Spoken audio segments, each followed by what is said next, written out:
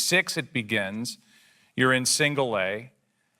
87, you get traded from your, in essence, hometown, beloved team, and they trade. How'd you find out you got traded? New York, having the worst season you can have. I'm 5-11, and not the start to a career I thought was going to be what I had envisioned, playing in my home ballpark with all my family. I had put a lot of pressure on myself to make it for everybody else. So at this point, I'm like, this is unbelievable, right? But then you realize, I just want my parents and friends to be able to see me play in the big leagues. The thumbnail you just tapped says it all. He is freaking useless. 4 words. No context, no apology. And the moment you read them, you knew exactly who John Smoltz was talking about. Not one player, not even 2. A whole list of 9 players and groups that Smoltz has either called out directly or warned about over the years. And the internet has been losing its mind over it ever since. So buckle in, because today we are going to count them all the way down from number 9 to number 1. And by the time we get to the bottom of this list, you are going to understand exactly why this conversation keeps coming back and why it refuses to go away. Now, before we go any further, hit that hype button right now. You can see it right there on your screen. Tap it once, tap it twice, keep going. This video took real work to put together, and your hype means more than you know. All right, with that sorted, let us get into it. Here is what you need to understand before we start handing out numbers. John Smoltz is a Hall of Famer. He won a Cy Young Award. He recorded 3,083 career strikeouts across a 21-season career. He came back from Tommy John surgery in 2000 and completely reinvented himself, going from a dominant starter to a closer and then back to starter again.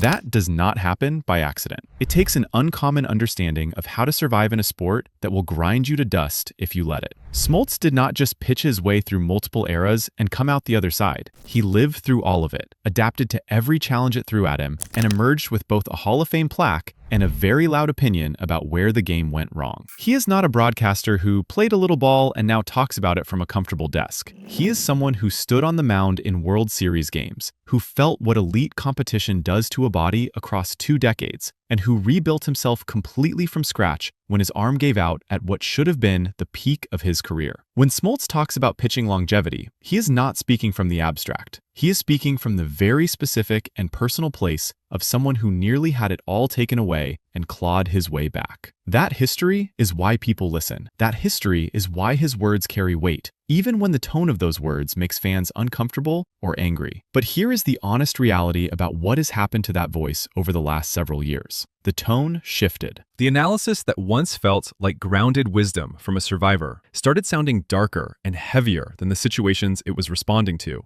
The warnings that were always part of Smoltz's commentary got louder. The predictions became grimmer, and fans started asking a question that had been hanging in the background for a while, but became impossible to avoid in early 2026. Is Smoltz a genuine visionary who sees where all of this is heading before everyone else catches up?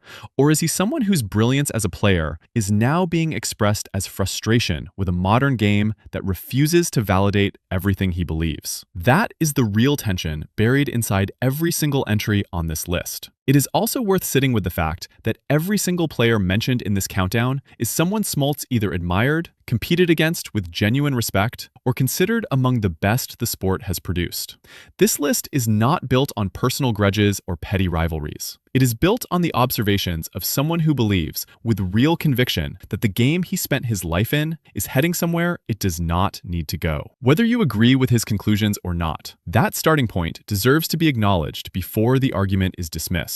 And to understand it fully, you need to go through all 9 of them, every player, every group, every piece of the argument, starting at the bottom of the countdown and working all the way up to the name that ignited the most heated conversation of the spring. Let us start. Number 9 is not a current player. He is not someone Smoltz ever had a problem with. He is almost the complete opposite of that.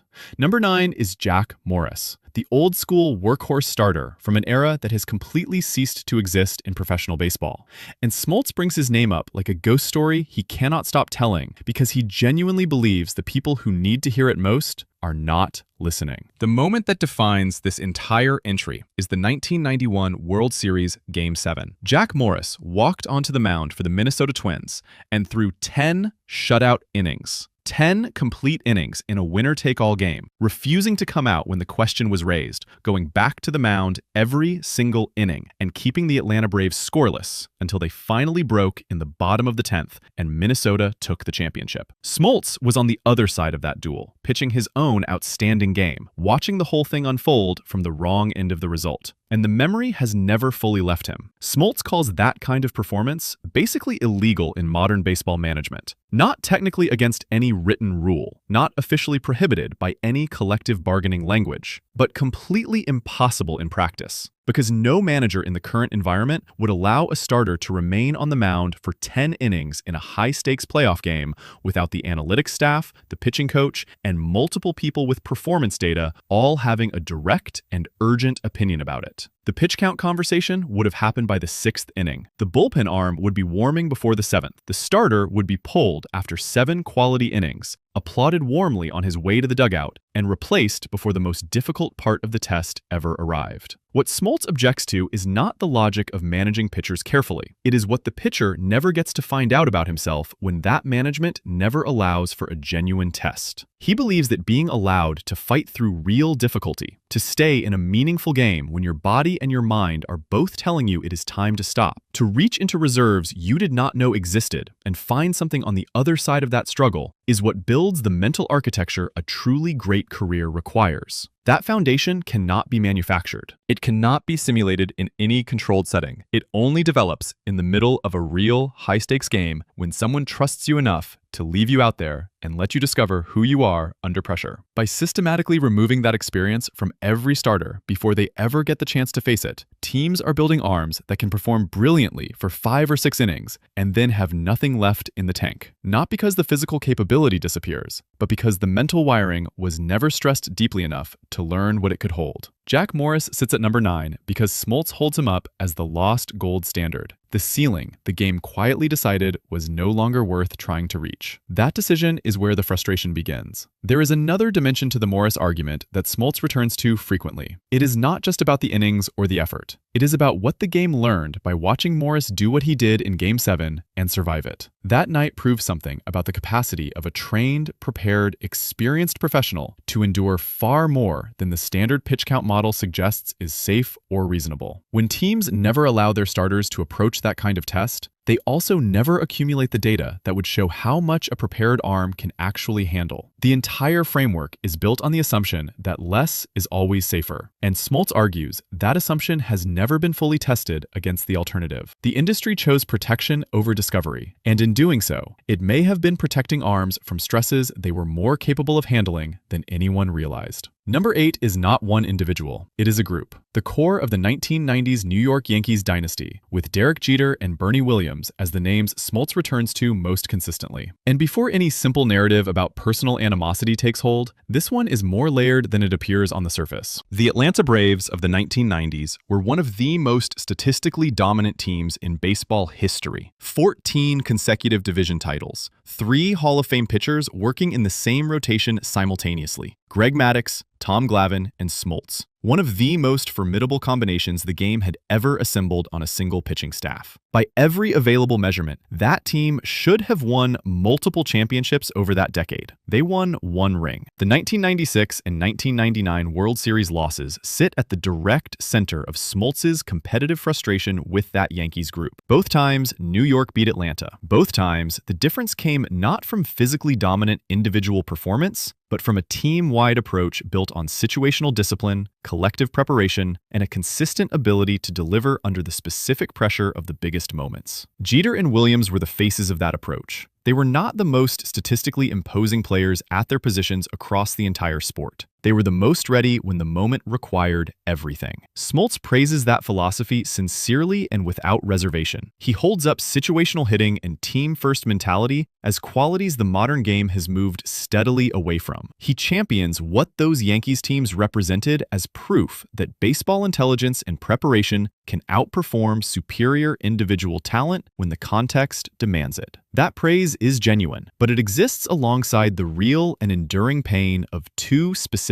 Octobers. when all the talent and all the wins on his side were not enough to beat people who simply cared more about the outcome of the moment than the size of their individual performance. The deeper lesson Smoltz draws from those 2 World Series losses is not just about the Yankees being good. It is about what the results revealed regarding the relationship between statistical dominance and winning in the moments that define careers. The Braves' rotation was statistically superior by nearly every available measure. 3 Hall of Famers in the same starting staff is a fact that has almost no parallel in the modern history of the sport. And still, the Yankees won when it mattered. Smoltz takes from that experience a conviction that the game rewards a specific kind of preparation and collective will that cannot be captured in any individual stat line. The modern game has moved further and further toward measuring individual performance in isolation. And Smoltz believes the 2 Octobers that cost him rings are proof of why that approach misses something essential about what baseball is actually testing at its highest level. Number 7 is Barry Bonds. And this entry is built around a very specific frustration that goes beyond any rivalry. It is the frustration of discovering the actual ceiling of what pitching can guarantee when the best hitter you ever faced steps into the box. Smoltz describes the experience of facing Bonds at his peak as a chess match. Every pitch required a precise and considered calculation. Every sequence carried real risk, regardless of how well you executed it. The margin for error was essentially non-existent. And what made the experience distinctively and uniquely maddening was that a well-placed, perfectly executed pitch, one that landed exactly where you intended and did precisely what you wanted it to do, could still be sent over the fence because of the combination of plate coverage and bat speed that Bonds possessed at his best. That reality forced Smoltz to develop a pitching philosophy that could not lean on physical gifts alone. You cannot overpower Bonds with a good fastball in a good location and call it done. You have to set him up. You have to think across multiple pitches and multiple at-bats. You have to work patiently and precisely for every single out, rather than expecting one elite offering to end the conversation. Smoltz uses Bonds now as the sharpest contrast to what he sees as the dominant mindset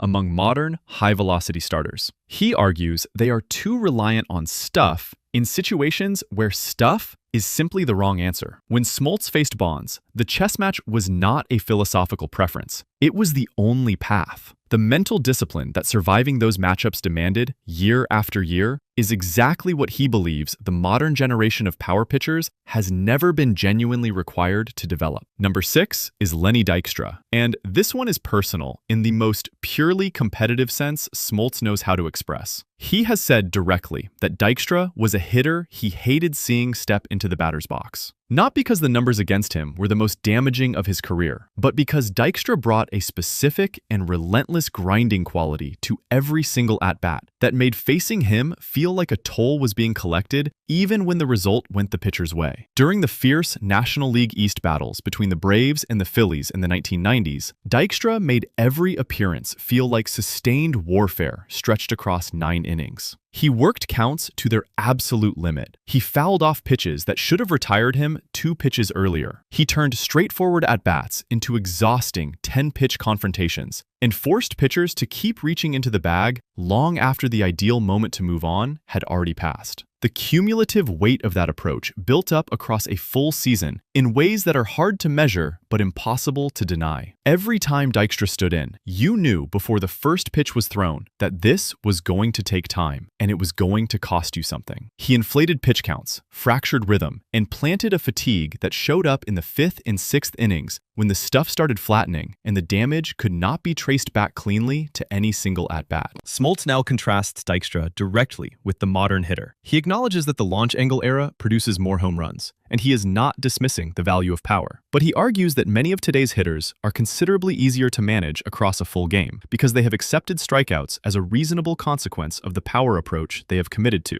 The trade-off is real, and it changes things for pitchers. When hitters stop forcing sustained work, pitchers stop developing the endurance and mental toughness to survive deep into a complete game. The grind Dykstra inflicted was punishment in the moment and education in the long run. Number 5 is Tony Gwynn, and the numbers that define this specific matchup are almost too strange to state without pausing to acknowledge what they actually mean. Across 75 plate appearances over their careers, including playoffs, Gwynn hit 444 against Smoltz. He accumulated 32 hits. He posted a .467 on-base percentage and a .694 slugging percentage, producing a combined OPS of 1.161 across a full career of direct competition. And in all of that, John Smoltz, who recorded 3,083 career strikeouts against the best hitters in the sport across 21 seasons, struck out Tony Gwynn one time. One strikeout in 75 plate appearances against a pitcher who made strikeouts his signature. Smoltz has joked about this number over the years because there is genuinely nothing else productive to do with it. You are among the best pitchers baseball has ever produced. Your career strikeout total places you alongside the all-time greats of the game. And this one specific hitter made all of that entirely irrelevant every single time they occupied the same field. Not through power, not through intimidation. Through a discipline so complete and so relentlessly consistent that it neutralized everything Smoltz brought to the mound across 2 decades of elite-level competition. Smoltz uses Gwynn as his most powerful proof of concept. He argues that the contact-first, discipline-driven approach that Gwynn represented has essentially disappeared from the current game, not because the talent to execute it is gone, but because the modern reward structure does not value it. The front office decision makers now measure exit velocity, launch angle, and raw power potential. The patient, methodical, contact-first discipline that produced a 1.161 OPS against one of the greatest pitchers alive is not a data point anyone is actively trying to replicate or develop at the highest level. Smoltz traces the hidden cost of that disappearance directly back to the health and development of modern pitchers. Hitters like Gwynn forced extended precision across full games. They pushed pitch counts upward without expanding their personal strike zone to do it. They required pitchers to stay sharp and think strategically for the entire duration of every outing. When that pressure disappears and pitchers can lean on velocity to navigate a lineup without being consistently and deeply challenged, the sustained mental clarity that builds durable careers never gets tested deeply enough to take root and become permanent. Number 4 is the one that requires actual nerve to say in front of a camera. Number 4 is Shohei Ohtani. Making any observation that could be interpreted as critical toward Shohei Ohtani in the current era invites an immediate and powerful response. Because the man is beloved across the sport in a way that transcends normal divisions of team loyalty and regional fandom. He does things on a baseball field that exist entirely outside the normal frame of what the sport has ever produced. Smoltz acknowledges this fully and without any qualification. He calls Ohtani truly the greatest player he has ever seen.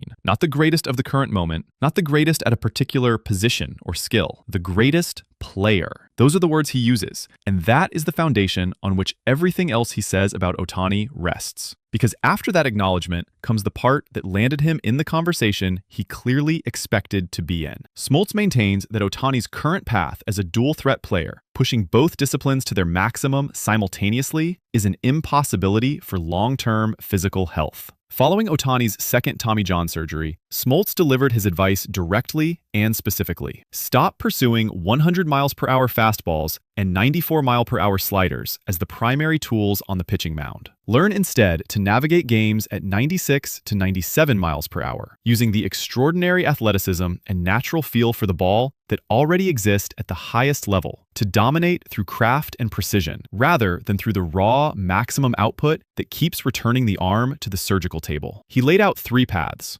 Exclusive hitter, removing the physical strain on the pitching arm and allowing the legs, bat, and base running to carry enormous value deep into a long career. Exclusive pitcher, which Smoltz says would produce the single best pitcher in all of baseball if complete focus of preparation and competitive energy went entirely to that role. And the dual threat path, which carries elevated injury risk because of the relentless physical demand placed on a body that never fully recovers from the strain of elite performance in both disciplines without adequate rest. The fans who pushed back were responding to something real. You are asking the most complete athlete the sport has ever seen to stop being what makes him irreplaceable. You are asking a player whose entire identity is built around doing what no one else can do. Smoltz looked at all of this and said the solution is not better surgery. The solution is better pitching philosophy. He pointed directly and specifically to his own post-surgery experience as the most honest evidence he had available. After his Tommy John surgery in 2000,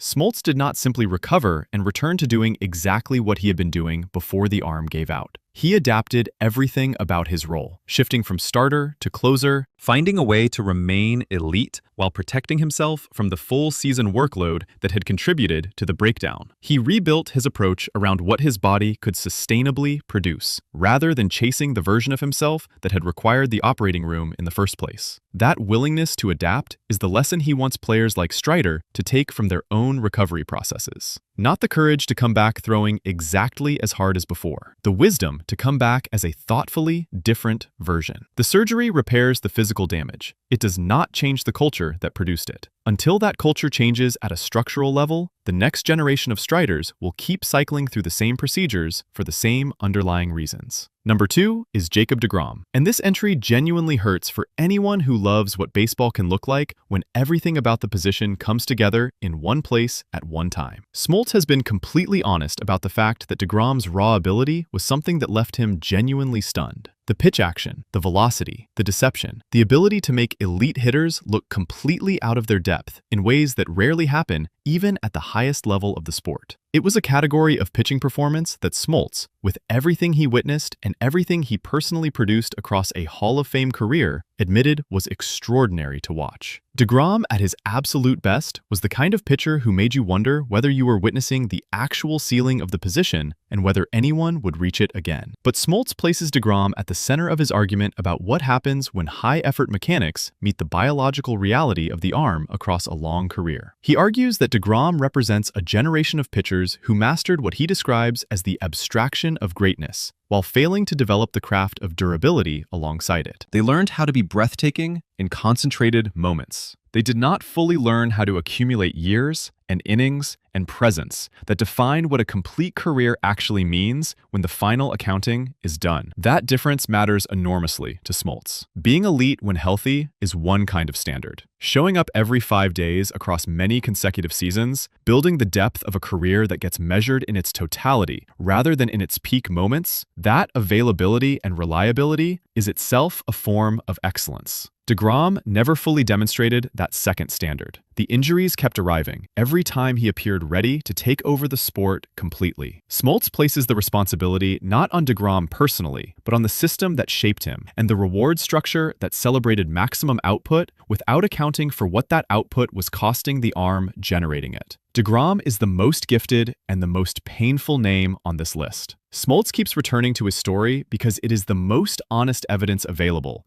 that the modern game is willing to consume extraordinary talent rather than ask the harder question about why it keeps happening. The other thing about deGrom that Smoltz does not shy away from is the economic dimension of the situation. deGrom at his peak was one of the highest paid pitchers in the sport. The contract reflected what he was capable of producing when healthy, and what the sport watched over the years that followed was the recurring gap between what the investment promised and what the body could consistently deliver. Smoltz argues that this pattern is not a personal failure. It is a systemic outcome. The financial structures of the sport reward peak potential. They do not fully account for the probability that peak potential, when built on maximum effort mechanics in the modern pitching environment, will be interrupted repeatedly and significantly. The economics reward the same behavior that produces the injuries. And until the reward structure changes at a foundational level, the pattern of investment, injury, recovery, and return at diminished capacity will keep repeating itself with the next generation of arms that arrive with similar gifts and similar approaches. Number 1 is Paul Skenes. And this is the entry that made everything impossible to look away from. In March 2026, during the World Baseball Classic, Smoltz stepped in front of a microphone and delivered what fans immediately and consistently called